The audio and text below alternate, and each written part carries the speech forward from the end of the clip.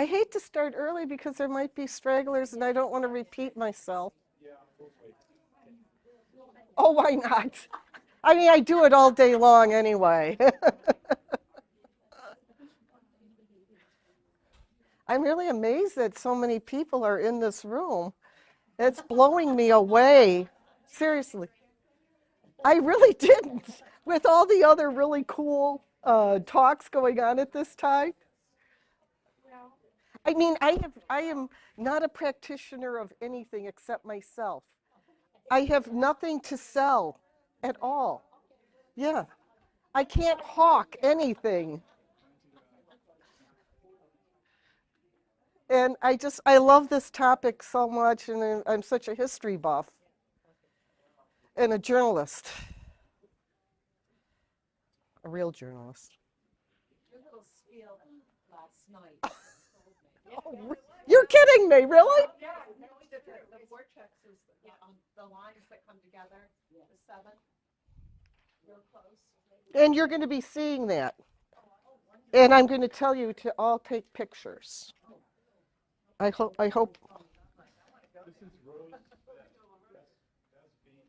No, Dow.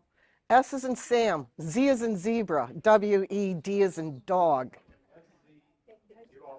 Yeah. Swede. Well, we pronounce it Swede because, yes, I am. I hope it's not going to interfere. I'll just keep moving. Yeah, get cozy. Sorry, I'm old-fashioned, and I'm very old-fashioned. Nothing wrong with that. In fact, I type for a half an hour every day on a manual typewriter. No, I don't know. That's not why I use it. To stave off dementia and Alzheimer's while marching. While marching. Playing the piano, yeah, but you get more when you stand up and you're typing and you're marching. You're able to activate more centers in the brain. I got this from the typing championships. I know, you'd never think, would you? Oh, the more you can activate your body, the better it is. Okay, 3 more minutes.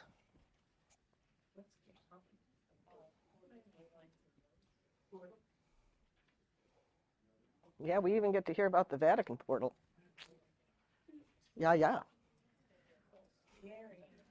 Lots of power. Those people have a lot of power today. Yeah, their power has not diminished just because church attendance has gone down. Well, plus they're in league with other churches. I wouldn't be surprised if Landmark, although I'm probably incorrect in saying this, but something like Landmark, I would be utterly surprised to find out the other types of non-denominational churches they're involved with because it's a source of money. So you don't know if they're going to create other partnerships. You don't know. They're very powerful people. The Dominicans still run the Vatican after 1,500 years. Dominicans run the Vatican. That's the society that runs them. The Jesuits can be very open and available and knowledgeable, but when it comes down to the nitty-gritty, it's the Dominicans, and they don't want to give up that position at all. Oh my God, I'm shocked. I really am. This is so humbling. God. I thought I would be the only one. Oh, there you are. I was wondering if I would see you at my talk. I have no idea who you are. Okay. You could go here, I'll go over there. If this is in the way for too many people, I really don't need to use this. So you be the judge. Sounds like a trip. You be the judge. There are just 3 of us, so so. There's three of us, and we were just trying to stay together. We can get the Okay. Oh.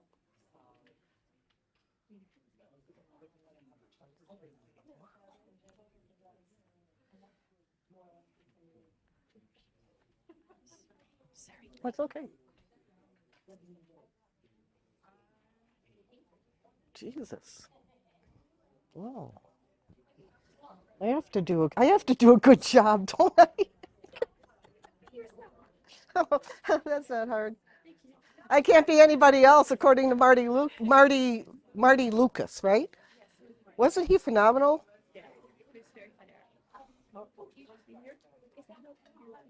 Or you could go there. Yeah, you have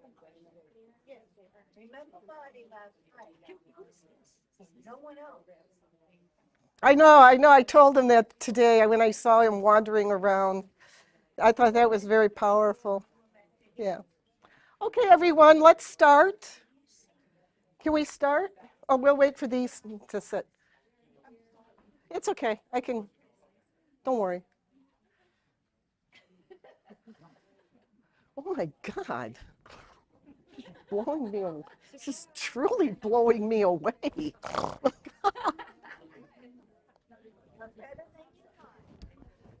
Well, I'll tell you, the topic is really interesting. Okay. How about if we get started before lunch? Okay, hi. I'm Rose Swede, and I don't have a lot of esoteric knowledge about things. I started my career as a bona fide journalist. I've worked for the Detroit News, for the Detroit Free Press, and various publications. One of the things that is very important, and you'll hear this throughout my presentation, is attribution, attribution, attribution. I don't believe in telling you something if I can't identify the source. All right? And I've been a journalist. I've had my own public relations and marketing company. I've had my own mobile events company where I found out about the value of travel to nodes. So the nodes would be ley lines that intersect. And I've been traveling to these places not only since I was 19 years old, but also in my professional life.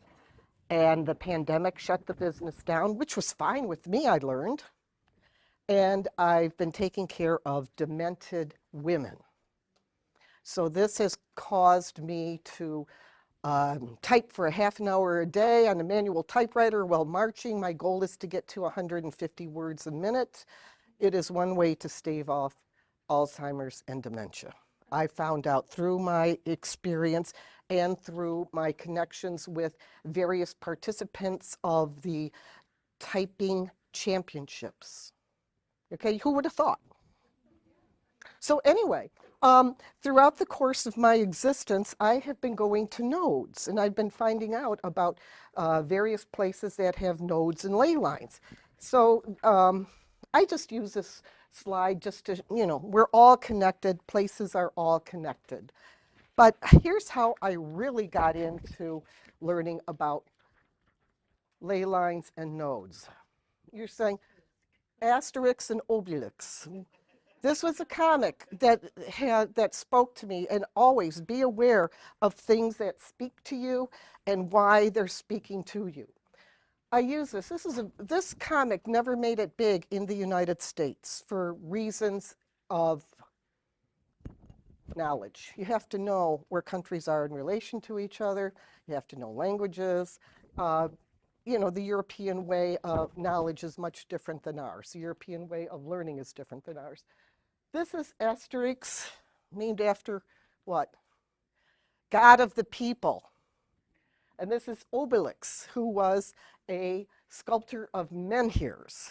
It was the word menhir that got me at age 19 when I was putting myself through school in Vienna, Austria. And finding an English dictionary, English to English, was almost impossible in Vienna, Austria. They weren't a lover of Americans at that time when I was there. If I didn't speak perfect German, they would not only correct me, but shoo me out. So I had to really improve my German fast. I had to learn the language. So that being said, these are the characters from Asterix and Obelix.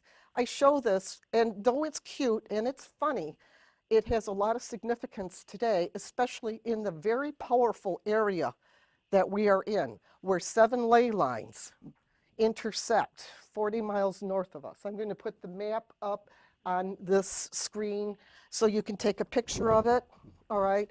And then I'll move this so it doesn't interfere with your view. So this, this tells about Asterix and Obelix. Getafix is who? He is the dispenser of this powerful drink that makes you superhuman, and he's also a druid. Druid, that's very important. And we should bow our heads in honor because the head druid of the area, Wayne London, write this down, Wayne London, has recently died.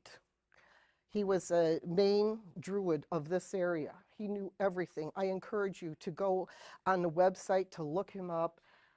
He has powerful information to display about this wonderful area. As I mentioned yesterday,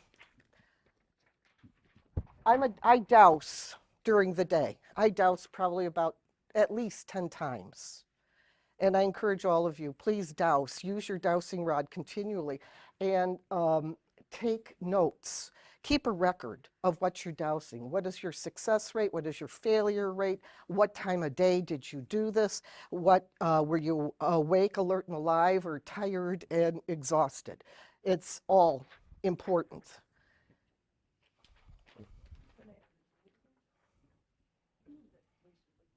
Wayne London. Yeah, like the city of London. Okay, so folks, here we are because I know you want this information right away. Okay, so this tells you, this is New Hampshire, this is Vermont. Mount Musalaki is where you want to be. All right. Very, very special. The reason I'm going to be spending a lot of time talking about the history of ley lines because it's important to know where the power source is. The ley lines show New Hampshire. It shows a very important star, right? And circles. I learned, and I hope I'm correct in saying what I'm going to say, I learned that the conference is going to be here for the next 2 years. That's what I learned. Whether I'm right or not, please check. Don't take my word for it. Oh, I am right. Okay. I wasn't totally prepared for all of the cool things that this area has to offer. I will be next year because I need to be more physically fit in order to scale the places I want to go. When you go to this area, again, the ley lines are not just in one place and then you move over and then the ley lines appear in another place. Ley lines are charged currents of energy that intersect the earth almost in a longitudinal and latitudinal line. You can call them the Curry-Hartman lines because Curry-Hartman lines run north, south, east, and west. Some say the lines run in straight paths. I don't know, but we're going to find out what the players who brought the ley lines back into vogue have to say about it. All right, so what I personally decided to do when I come back here next year, I plan on, of course, coming to this campus because where else can you rest your head for $27 a night? Seriously. I've been in hostels all over the world. This is really incredible that I have my own room, a very safe place to park, fabulous meals. I mean, you just can't beat it. And I think anybody who complains about the lodging really needs to not complain. Yes, ma'am. In the very back. Could you provide a resource where we can find the larger version of that? I will, ask me at the end, okay, when I can go through my papers. all right? And then I'll be able to tell you. Um, so anyway, I'm coming back next year. I plan on being stronger, fitter. The 50 pounds that I lost came back. So that's not fun. And the strength that I gained, oh well. Um, Anytime. You have to realize that the ley lines are all connected. So when you're experiencing these ley lines, you're experiencing ley lines from Egypt because they're all connected. The ley lines, again, are not just in one area. Where the ley lines cross is where the power is. And that's what you want to have. People say, oh, I've got ley lines in my house. Take your dowsing rod. Record in your journal what you're asking for. What are you looking for? You're looking for good and bad energy in your home. When you go traveling to different places, it's sometimes easier to find ley lines. Okay, so I can very shortly take this out, right? All right. All right. What's the mountain in the middle of this store? Here you. Yeah, Moosilaauke.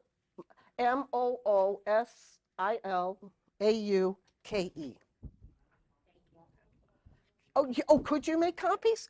Would you make copies? Oh, please. Please, that would be very, very helpful.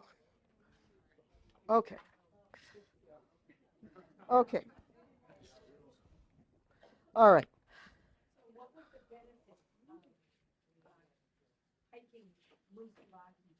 Well, I'll tell you, I'll share my personal life with you. No, I won't.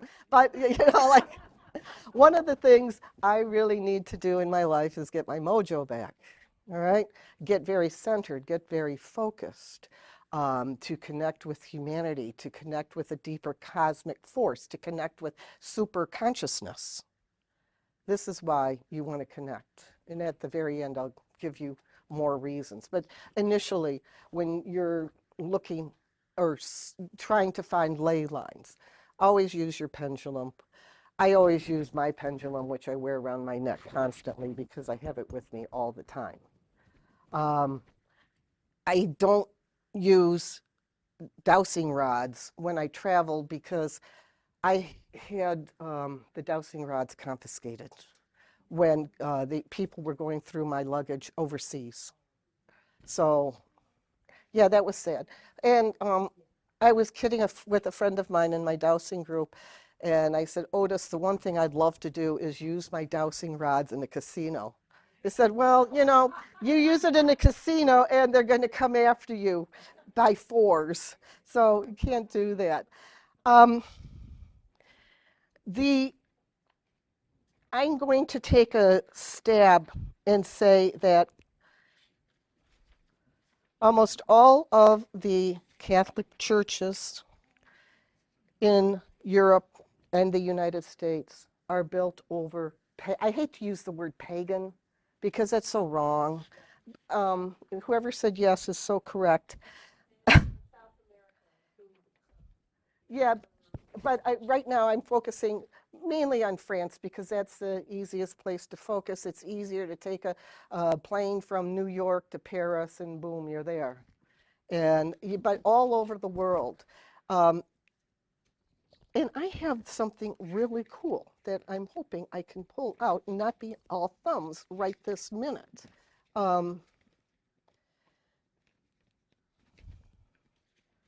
Just give me a second.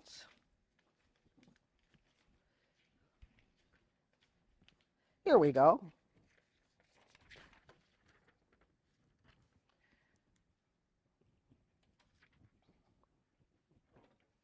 Here, is that better? Okay, I still have to refer to my notes though. The one thing that I'm going to read to you was written in 590. All right, and this is very important information. Very important because you need to know this. You need to know who the players are and who's pulling strings so that you can, yes, 590 AD. Although if I use AD and BC, forgive me. As I said, I'm old-fashioned. I still type. I was going to put sunglasses on. I was drinking carrot juice for 20 years, and I stopped, and my vision reverted. So now I'm on glasses again. So this is a letter from Pope Gregory to an abbot called Mellitus. It was written in 597. All right. Mellitus was going to join Augustine, known as Saint Augustine, who was quite a debauched young man before he converted. So he did all his playing before he became an ecclesiastic in the Catholic Church, and then later a saint. Catholics seem to do that. I'm Catholic. And, Catholic. I feel that Catholicism and Jesus are two separate entities. I really do. If I'm offending anybody, forgive me. I have a tendency to do it. Okay? So here's the letter. Tell Augustine that he should by no means destroy the temples of the gods, but rather the idols within those temples. Let him, after he has purified them with holy water, place altars and relics of the saints in them. For if those temples are well built, again, these temples are what? On menhers. Menhers, the very word that got me into this in the first place. For if those temples are well built, they should be converted from the worship of demons to the service of the true God. Thus, seeing that their places of worship are not destroyed, the people will banish error from their hearts and come to places familiar and dear to them in acknowledgement and worship of the true God. Further, since it has been their custom to slaughter oxen in sacrifice, they should receive some solemnity in exchange. The Jews stopped animal sacrifice in 70 AD. All right, that's important. So anyway, let them therefore, on the day of dedication of their churches or on the feast of the martyrs whose relics are preserved in them, build themselves huts around their one-time temples and and celebrate the occasion with religious feasting. They will sacrifice and eat the animals not anymore as an offering to the devil, but for the glory of God, to whom, as the giver of all things, they will give thanks for having been satiated. Thus, if they are not deprived of all exterior joys, they will more easily taste the interior ones. For surely it is impossible to efface all at once everything from their strong minds, just as when one wishes to reach the top of a mountain, he must climb by stages and step by step, not by leaps and bounds. Mention this to our brother the bishop, that he may dispose of the matter as he sees fit according to the conditions of time and place. So, menhers. Menhers could be anywhere from 3 feet to, I don't know, 70 feet was the height of one menhir that I read about. Menhir.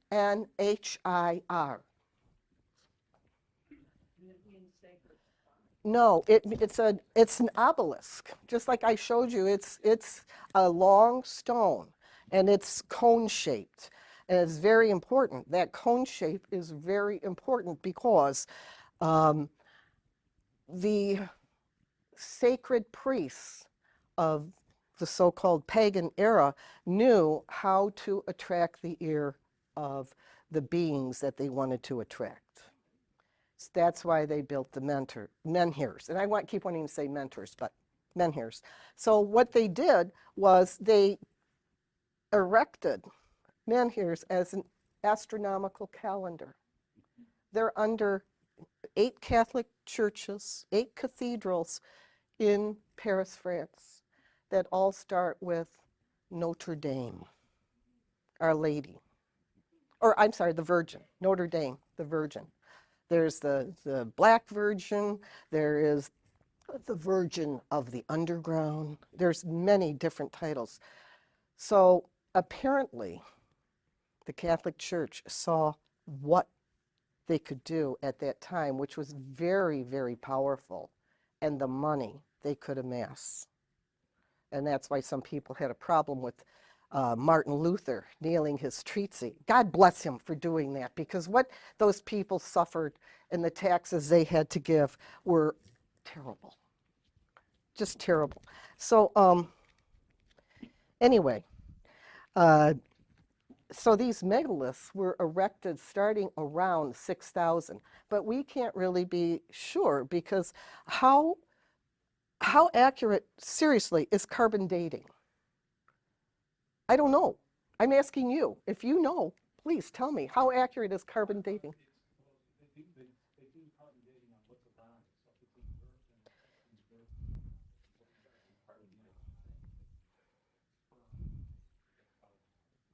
Oh, okay. You don't test the actual.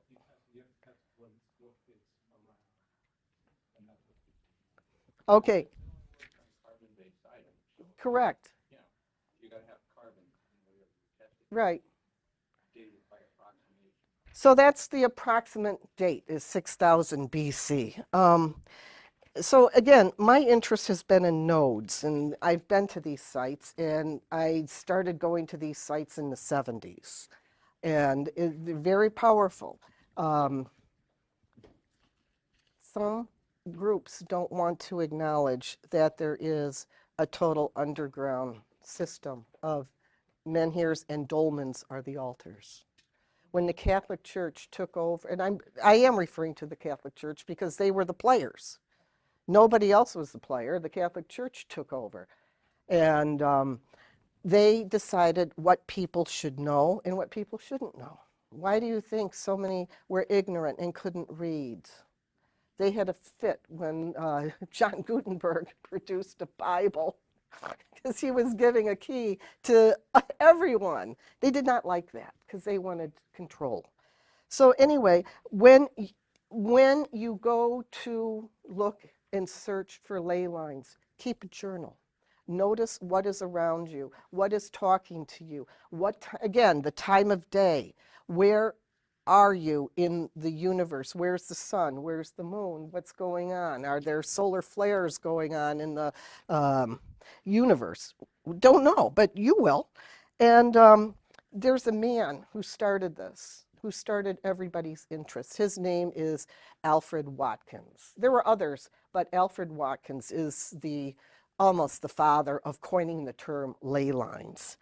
And he decided that there's a great variety of prehistoric artwork belonging to widely different periods, which he found when he was dowsing for the ley lines. And he would douse, hey there, forever. And sometimes his dowsing would take him for miles. So that's why I'm saying, when you're connecting with the ley lines, know what you're connecting with. When I go up 40 miles to Mount Musalaka, I will be allowing the ley line energy into my body. The way you want to do that, and forgive me, because this is not going to be a pretty picture. Try to wear a Speedo, or if you can feel comfortable being nude, you want to squat over that energy source. And you want this energy to come into your body, to come up through your chakras. And that's very powerful if you can do that. I strongly recommend it because you want that source of energy. You want to call forth that source of energy days before you come. Try to avoid eating meat so that you can make your body the temple that it is. Alfred Watkins felt that the alignments of the sacred sites were very powerful. The UK has an enormous amount of sacred sites. It's because when, and I feel that this is important, I feel the history of ley lines is very important for you to understand, that when Rome invaded Gaul in 50 BC, they were forbidding the worship of the Druids at sacred sites. The Druids had to go somewhere. So they went to the UK. God bless them for doing that, right? So we have some kind of record. So we know that the sacred sites are built over pagan temples, and when the sites intersect, there's power. Typically, when the uh, ley lines intersect with each other, there's a spring. There's some kind of spring, a river, water. There's a cave nearby or a grotto. There's a lot of energy in the area. There's Lourdes. Lourdes has a spring, a grotto, and it is a very sacred site. And as the prehistoric people did, they would worship at sacred sites. They would go to what's called Asclepions. Greece has a number of Asclepions in Paros. You can go there, and well, you can't stay overnight at an Asclepion because it's off limits now. You can only visit during term. An Asclepion is a sleep chamber. So if you have something wrong with you and you don't know what it is, you go to, well, at that time in history, now we'll just go to the Mayo Clinic. You, you go there and you sleep, you incubate a dream, and the dream will help the doctors tell you what's wrong with your body, and they'll help heal you. I forgot to mention, while you're sleeping, there are snakes that are crawling all over you, because it's felt that the snakes contained incredible knowledge, and if a snake appeared in your dream, you were healed. I mean, that was the be-all, end-all. How do we know that there are megaliths under the cathedrals? How do we know? I didn't make this up, because I can't make any of this up. It's just so incredible and phenomenal. And I'm giving you the Cliff Note version. And I get overly excited, so I talk all at once and very fast. Yes? So were those created by human beings? Yes, they were created by human beings. Covering them and placed under the Well, the pre-people, prehistoric people, the megalith people, let's say people from 10, 15,000 BC, or AD, BC, found these sacred sites. And all of the sacred sites align with the constellations. When you go to Paris, let's say you're going to Paris next year, and you're going to fly from New York to Paris, boom, get off, and go visit the 8 cathedrals that line up in a pentagram in Paris. Because all of the rulers of France, including Francois Mitterrand, understood the importance of the sacred geometry in Paris. I think that's amazing. I don't know if that would happen here, but it happened there. And they don't want to interrupt that sacred geometry, so they build either, outside of the lines or accordingly. They do ask for help from their dowsers and people like us, although I could never be part of it. Anyway, here's what was found out. In the 15th century, there was this huge tremor, I would say on a scale of 8 or 9, maybe 10, I don't know. I wasn't there. And there's no real record of it. But the record that exists is of a Jean Guyrand, who was the reporter at the time, the reporter and the architect at the time. And he was asked to look at the foundation of Chartres to see if it had experienced any damage. And he checked on it and he reported back to the powers that be. Gee, I wonder who that was. And he said, I didn't find any damage to the structure, but what I did find was an arc of 12 menhirs lined up elliptically so that it would correspond to the 12 months of the year. And he gave his report, bam, he went on to do his thing, and everybody did his thing. Well, guess what? In 1957, another reporter found out about the menhirs. And he said, he found out about them. He somehow got access into the third level because there had been so many windstorms and erosion because of the trees. It's like if you go to Ephesus to visit the Mary House, Mother Mary's place where she died, you can see the effects of those crazy Romans. They decided, oh hell, we're going to build a port city and we're going to get rid of all the trees. So instead of taking a few miles to go into Ephesus, now it's 45. And that's what happened in France. Lots of dirt and soil came over the founding layers of various churches. So it's the third layer, and you go deep into the recesses. So this reporter goes there, 1957. He looks at the foundation and says, okay, everything's still intact. And 1957 wasn't too long ago, right? 1957 was not too long ago, right?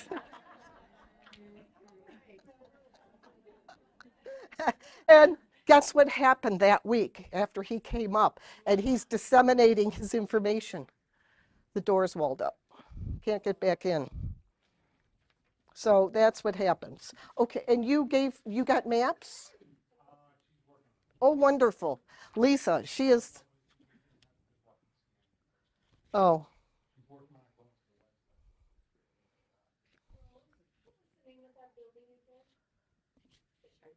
Chartres, Chartres. And this is it's not that I love to pick on the Catholic Church, because I can pick on so many other things.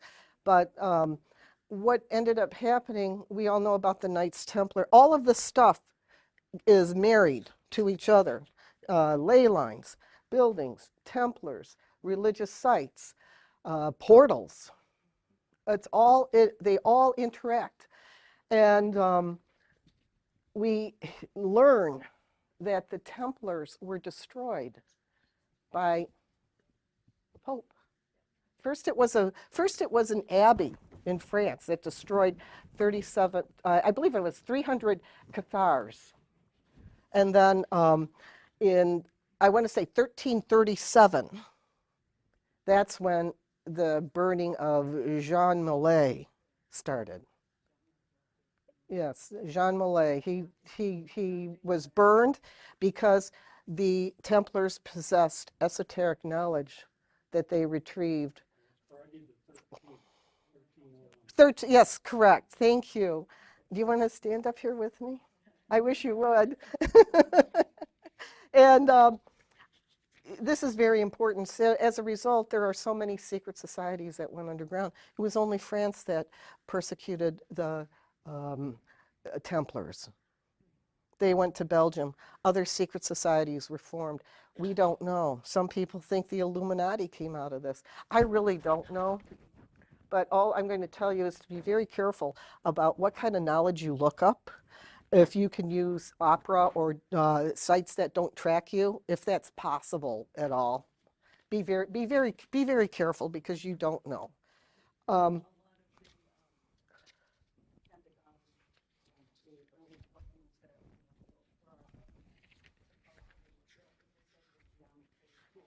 Yes. Yes, in fact, I'm going to mention the thank you. I'm going to mention the Cleopatra needle. Does everybody know what the Cleopatra needle is? Oh, wonderful. I get to tell you something that you don't know.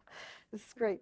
So anyway, when you go to Paris, do plan your trip very carefully spiritually, and also pre-plan your trip so you know where you're going.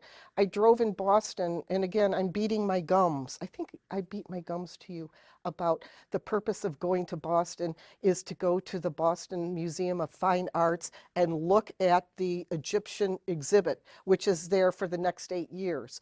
And you're going to say, okay, I'll go. No, you won't. I went because I'm just an adventurer. I'm curious about everything. Before I went, I got this book, The Priest, the Prince, and the Pasha.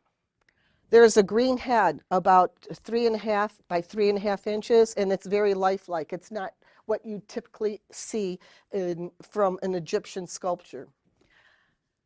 The author of this book was there. I just casually ran into it. I literally ran into him because I couldn't believe what I was seeing. And he started interpreting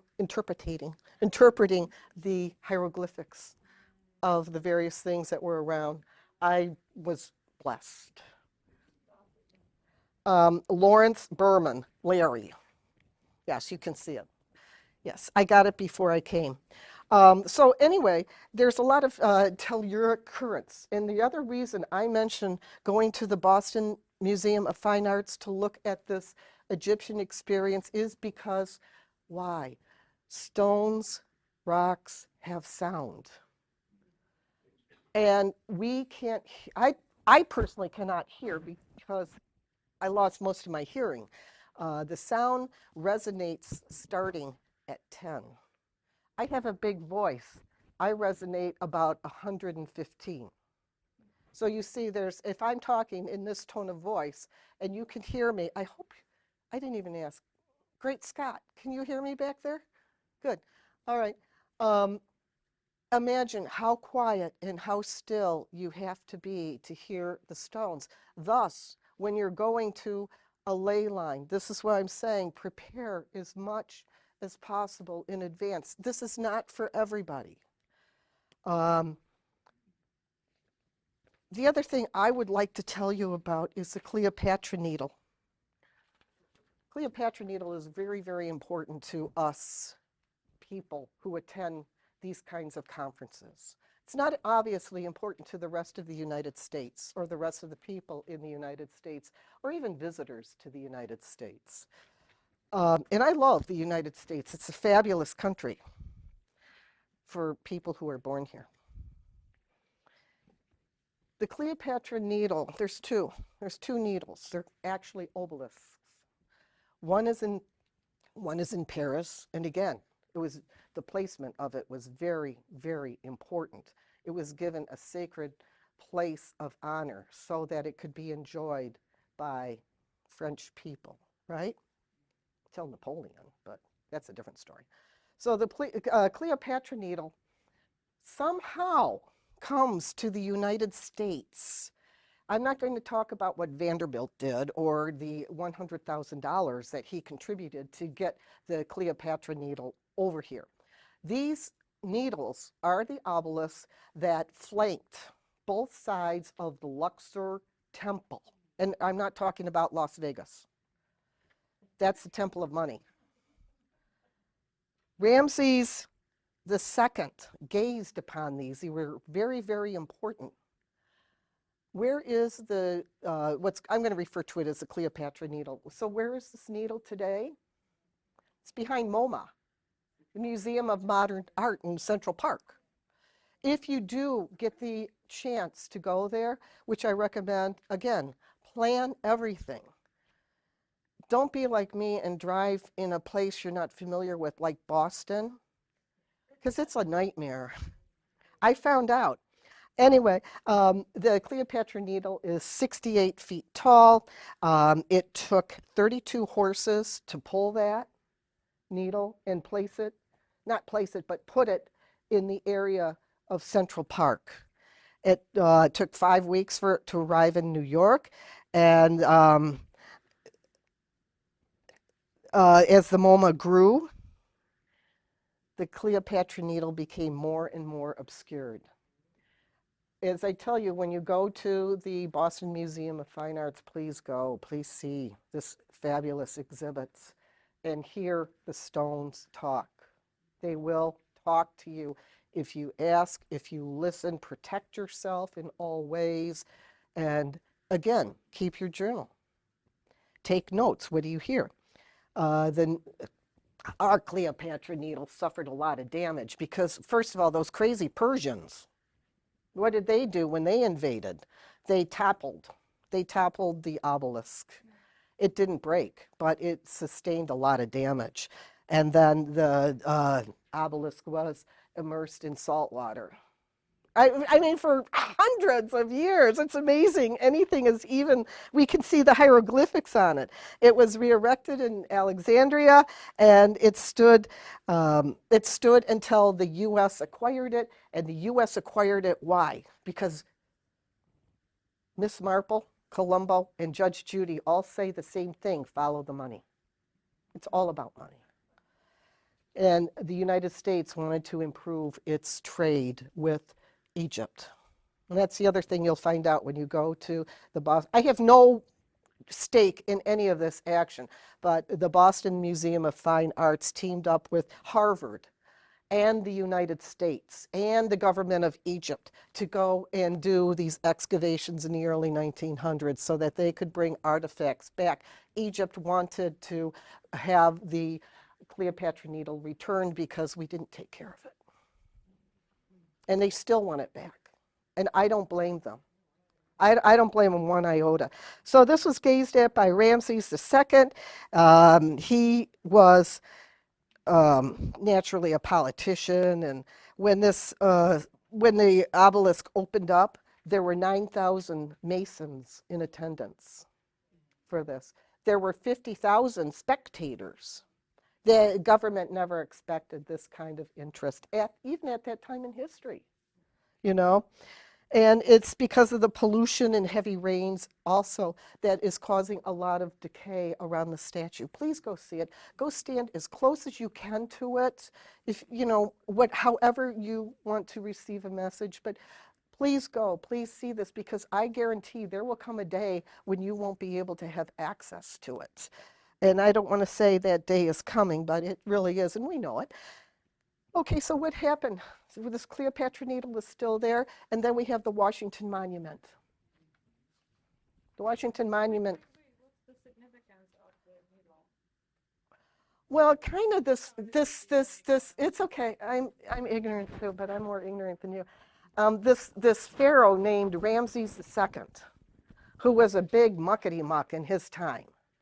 He was the one who decided to have this made for him. And it was a very holy, these are very, very holy obelisks. And they were blessed by the priests. If, for example, being Polish, are you Catholic? Okay. Yeah, well, we were. But, the Catholic priests wear garments that the high priests in Egypt wear. The 3 steps symbolize the same 3 steps the Egyptian temples had, the light in the corner. It's all from, the Catholic Church said, oh, we don't need to reinvent the wheel, we are the wheel. So anyway, that's going on. And speaking of Ramses, thank you for keeping me on track. Ramses, very, very powerful person.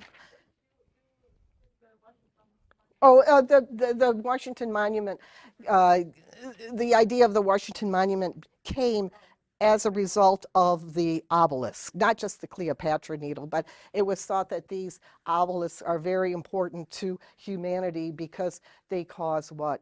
They cause the gods to smile favorably on us. And they do. The higher this church steeple, that's why we have steeples. The higher the steeple is, the easier it is for, the easier the penetration of cosmic energy is. The penetration of the telluric waves can come into the building and disperse among the populace, the people. And that's why, churches have steeples. When you go to Knossos, Greece, I'm planning your trips for you. When you go to Knossos, you'll see images on the walls at various temples of high priests, and their crowns are about 2 feet high, and they're gold, so that they can better channel the energy. And correct, receivers. And thus, the crowns today, like the Queen's crown, she's, her blood is so pure. It's different for her. She doesn't have to really wear these high receivers anymore, but that's how the crowns came about. And then the crowns started going down. I wanted to tell you something that I felt was very, very important. I don't know if you know this information or not. I don't know what people do or don't know. But there was a prince riding in Egypt, riding some kind of animal. Because I don't know if it was a horse, I don't know if it was a camel, I don't know what it was. Could have been a donkey, who knows. He got tired. And at that time in Egypt, so that would be about 1400 BC, gets tired. Desert is very hot in Egypt. I've been to Egypt many times. I have run trips to Egypt for groups. So this prince decides that he's going to sidle up against one of the heads of a former pharaoh, which happened to be the Pyramid of Giza. So he takes a nap. Sand has built up all the way to the chin of the Pyramid of Giza. Can you imagine how many sandstorms there were, how much sand there was in that area? We don't know, but there was a lot. So anyway, the prince has a dream, and he's dreaming that the Pyramid of Giza, the Sphinx, is talking to him. And the Sphinx tells him, remove all the sand, and I will make you the ruler of Egypt above your older brothers. So the prince says, oh, I'll keep my end of the bargain. He does. And that is Tutmos the Fourth, who ruled during peaceful times. He kept peace in Egypt. The peace in Egypt was not easy because you had all these warring people, the Syrians, the Persians, everybody. Plus, oh, Thutmose, IV. So Tutmos the Fourth. So he was responsible for ushering peace. And then what happens? The sand builds up again. It's cleared in the 1930s. 1930. It wasn't too long ago. A woman I take care of was born in 1928. So that's really cool. I'm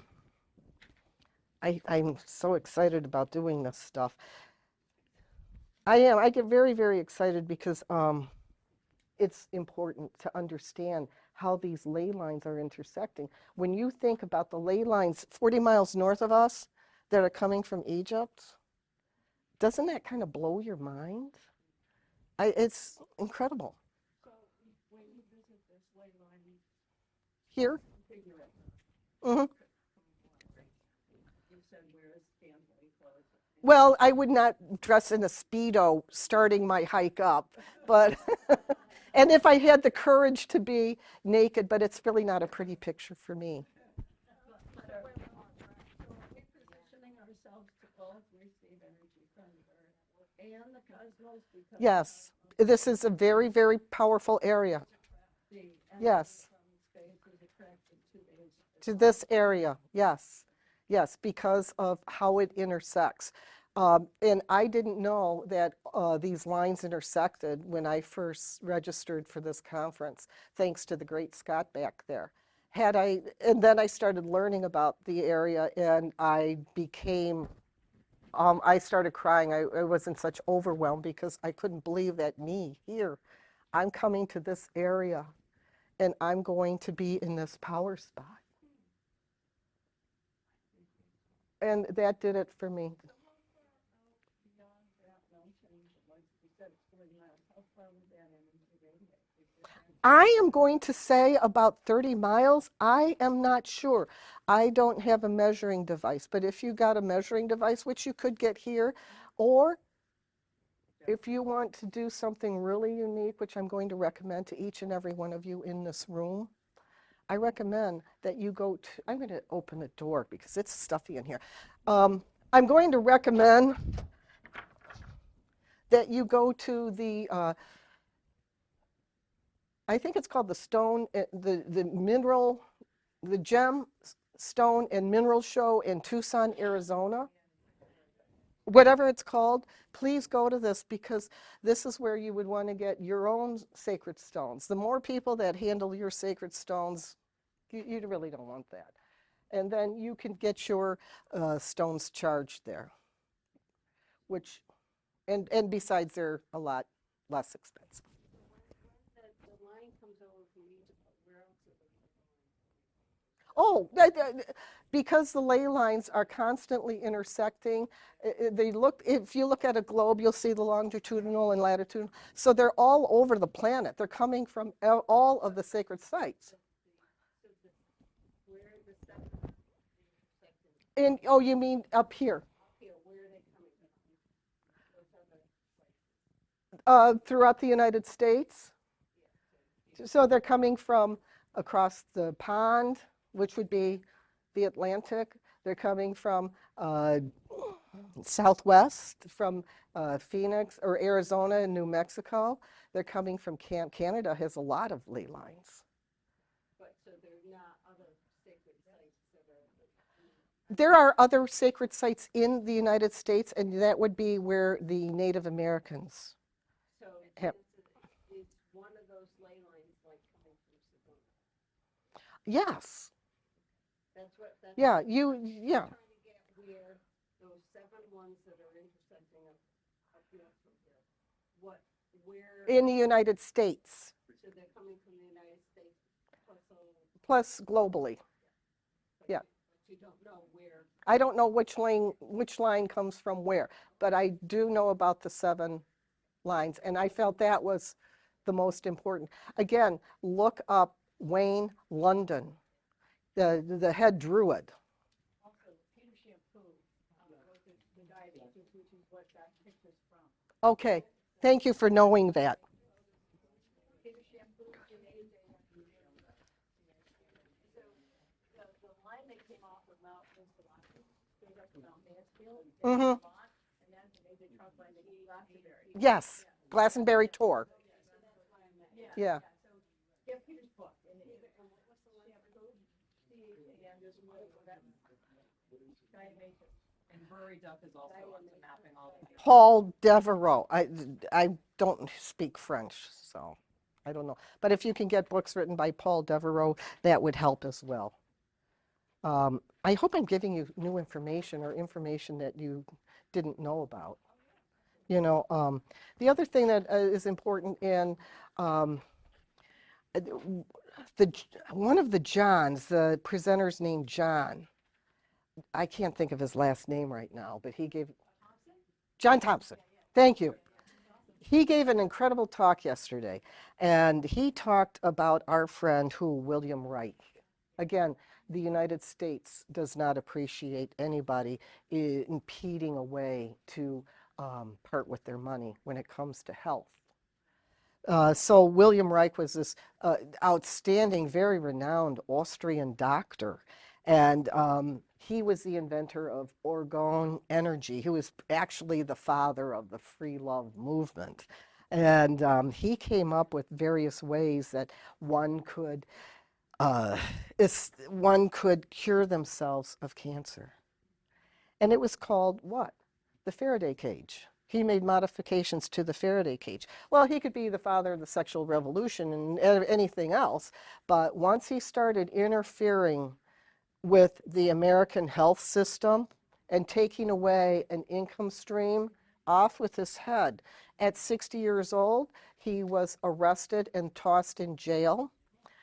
600 tons of his books, publications, belongings, everything was burned. It's almost like the Catholic Church. Catholic Church loves to burn things, like Joan of Arc. Joan of Arc was a real human being, and if you can read the transcripts of her trial, I highly recommend reading the transcripts of her trial, because that is not the voice of a teenager. And no, she was not nuts. But that's, if you think she was nuts, then she is. Because I don't want to change anybody's belief system. So he died in prison a year prior to his parole being available. And I'm mentioning this because English dousers in the UK revere William Reich. And R-E-I-C-H. And on the heels of this, just as a quick note, I'd like to mention something I saw on Oprah. And I don't normally watch Oprah, but this was back in the day. I must have had a free hour, which is amazing. I watched Oprah, and there was this young woman I think she was somewhere in her late 20s or early 30s, and she was with her boyfriend. She only got maybe 3 minutes. She had cured herself of cancer by drinking green juices. I'm surprised that she wasn't arrested on the spot. Yes.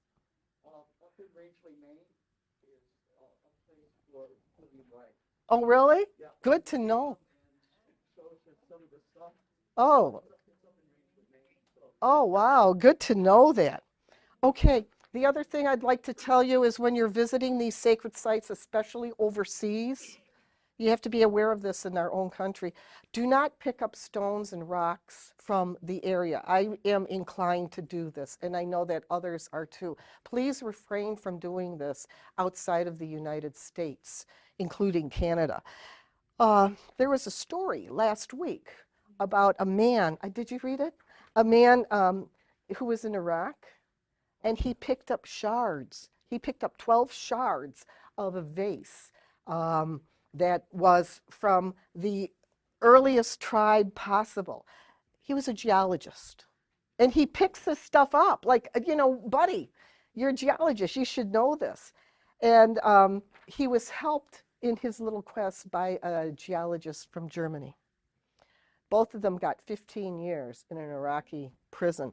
You will be seeing more about this probably on, internet news, because this is a sensational thing. We don't know what's going to happen to him.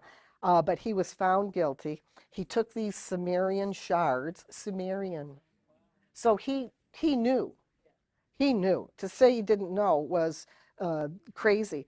So just be very careful, because you don't know. And when I was in a funerary in Egypt at Queen Hashupet's burial, yes, right, yes. I was getting ready to pick up a stone, and the bodyguard behind me said, "Don't. You'll be sorry. Don't do it." I listened to him because I thought he was one of the men in black, because that's what they look like. Okay, the other thing that I think is really important, let's focus on stones again. One of the most important stones in the world is the stone of scone. Who's heard of the stone of scone? The stone of scone, the stone of I figured you would, for some reason. Okay, so what is that? This was a stone that, going into the Old Testament, that Jacob rested his head on, and he had a dream of angels, Jacob's pillow, going up and down to heaven. And this was a very important stone, So who gets it? Who gets the stone? The UK. The UK gets the stone, yes.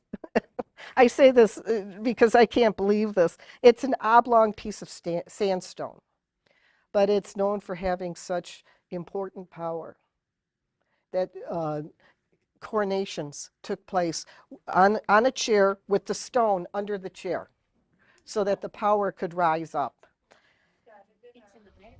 Yes. And then it was stolen. England stole it. And then it was brought back to England. King Edward took it in 1296. And then Ireland, Scotland, they had fits. They had fits. Then what happened when people have fits? It's the young people who changed the world. The young people said, that's not going to happen in my lifetime. So they abscond it. They take it. They steal it. And they take it away. And this happened in 1950. It was stolen.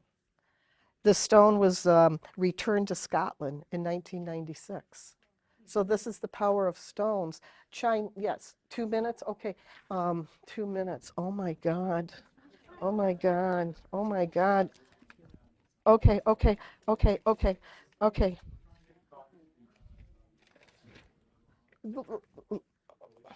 Okay, let's just talk about why we're pursuing ley lines, and more importantly, the nodes. And please feel free to stop me, pull my hair. My hair looks terrible, I'm sorry.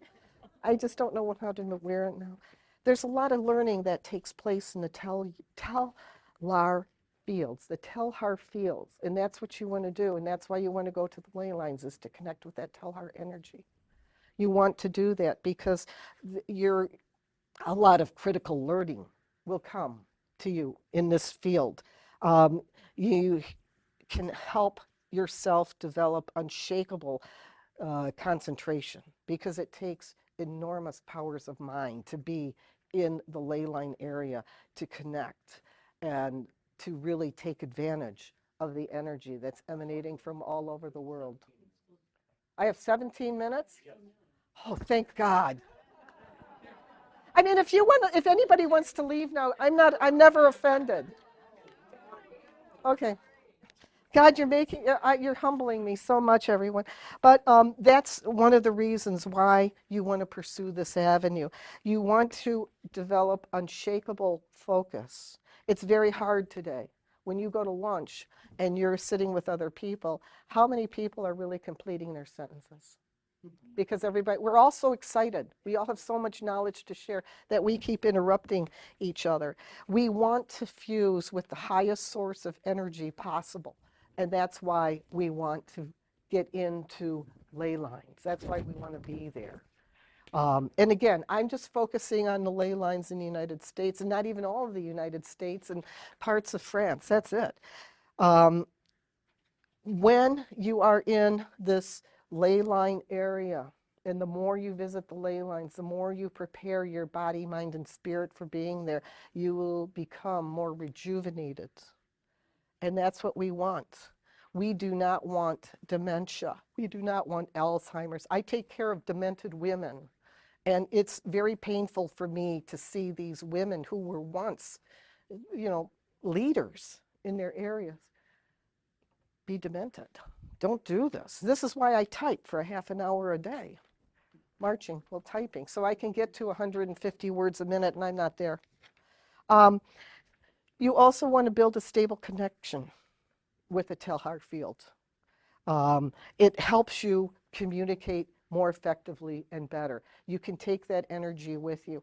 I'm a big believer in the Silva method. I love Jose Silva. He was one of my teachers, as well as members of his family.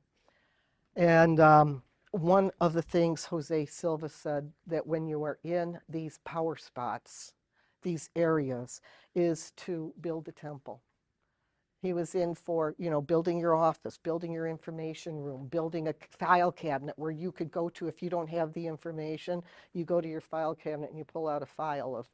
I can't give away the course because I have no vested interest in Silva, except I've taken the course several times. It's so powerful. And he said, go to Mount Musalaka. That's what I'm going to refer to. Go there. Take a picture of it naturally with your cameras, but build it in your mind's eye so that you can see all the way around. And this is your own private temple.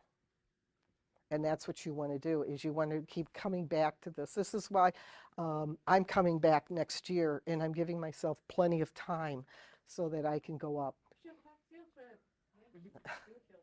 A friend, I would love to. I will give you my card. And you humble me. Thank you. Thank you. But I think that this is very powerful. I'm all in for doing this. I recommend that you prepare yourself.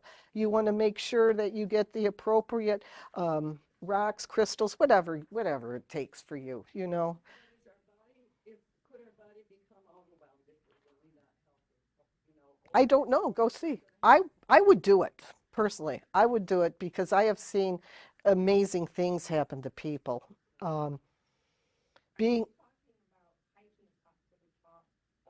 Do I look like I can hike, lady? I mean, seriously, do I look it?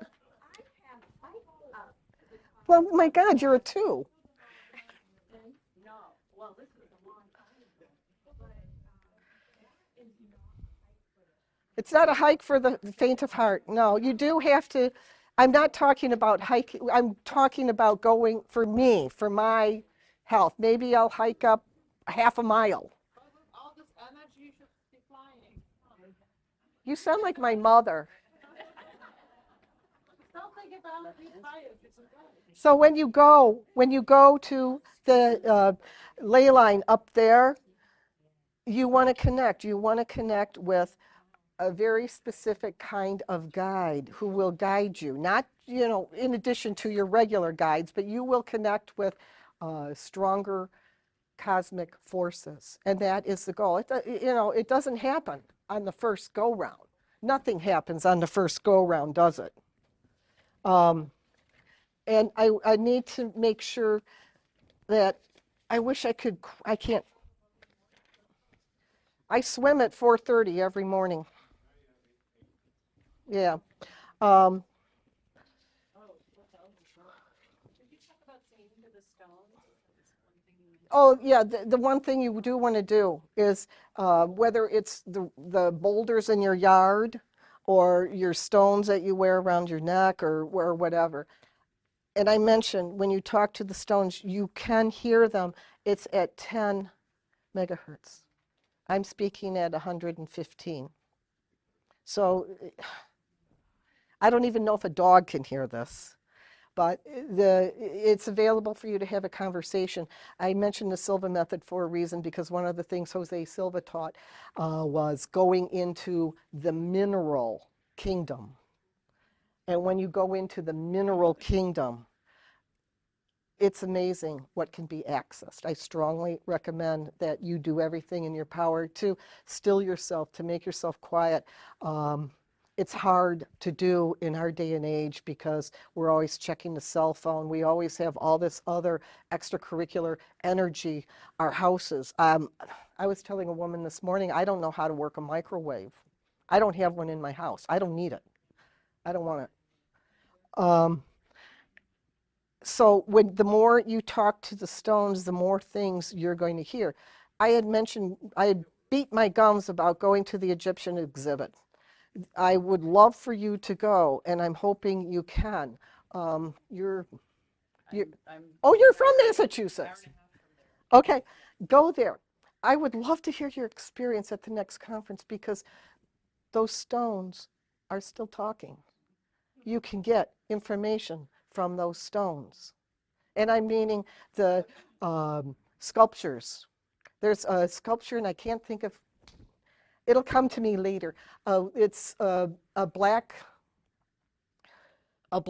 life-size stone of a woman wearing a shift. I don't know what this is made on. I can't remember the name of the stone. I don't know, but she will talk to you. I've heard actually somebody else heard that statue.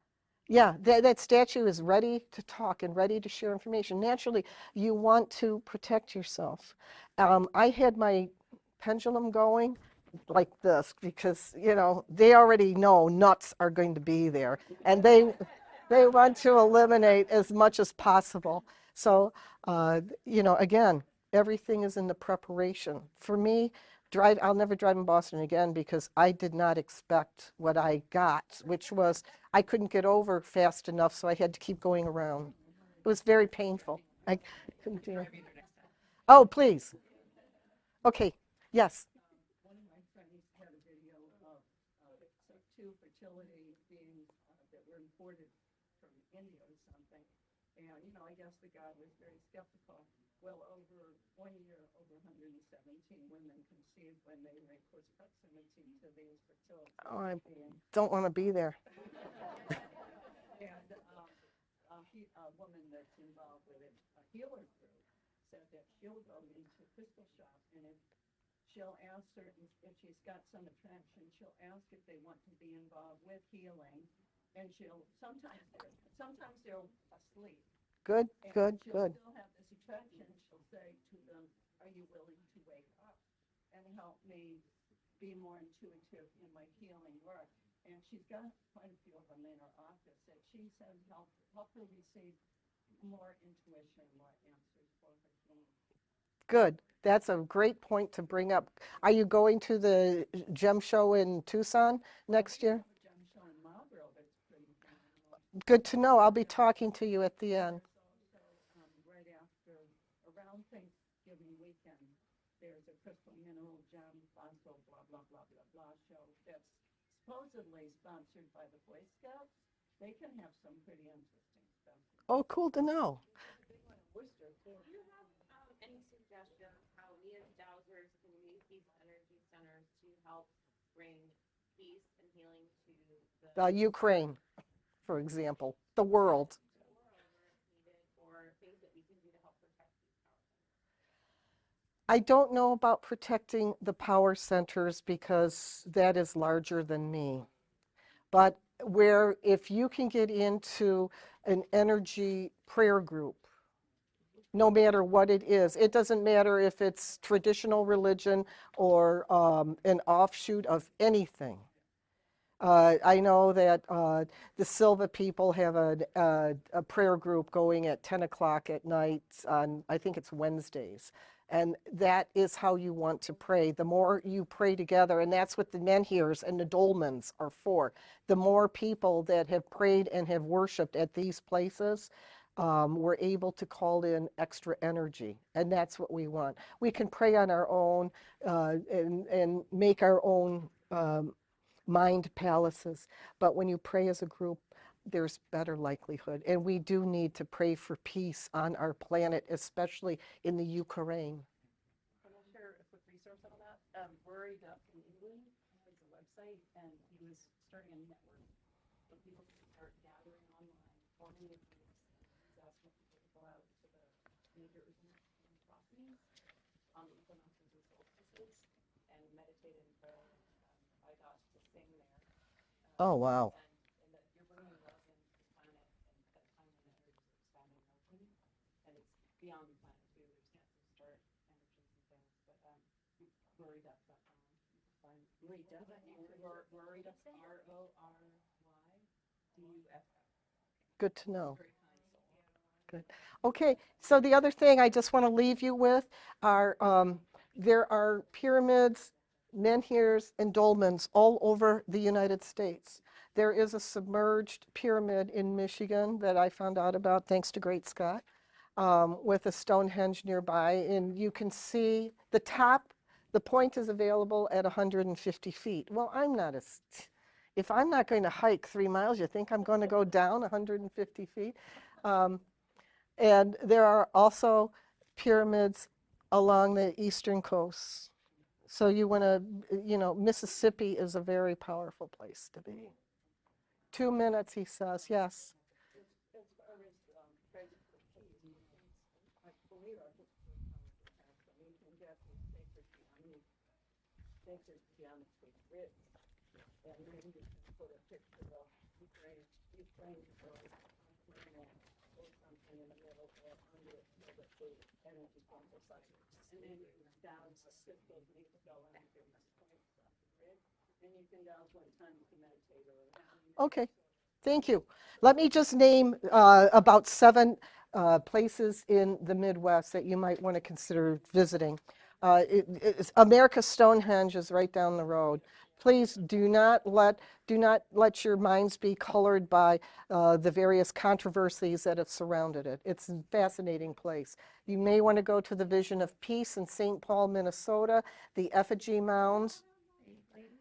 The Effigy Mounds National Monument in Fairview, Iowa. That's IA. Fairview, Iowa. The Cahokia Mounds in Collinsville, Illinois. The Crystal Shrine Grotto at Memphis, not too far away from the Elvis Shrine. I'm kidding. The Crystal Shrine Grotto in Memphis. The Emerald Mound in Natchez, Mississippi. Mississippi is a very powerful place. And the Pryor Mountains megaliths in Montana. Not that that's in the Midwest, but my geography kind of just took a little trip. Pardon? I got what I got, and that's it. If anybody has any questions, see me later, see me at lunch. See me, I have cards, but I'll give you my email address right now. It's the first and last letter of my first and last name, R.S. Rose, the number 2, at AOL.com. R.S.R.O.S.E. 2 at AOL.com. Not the Roman numeral 2. Well, people, you'd be surprised. You'd be surprised. I hope that this has helped you. See, I'm so humbled. Thank you. Thank you very much. Thank you. Okay, time for lunch, everyone.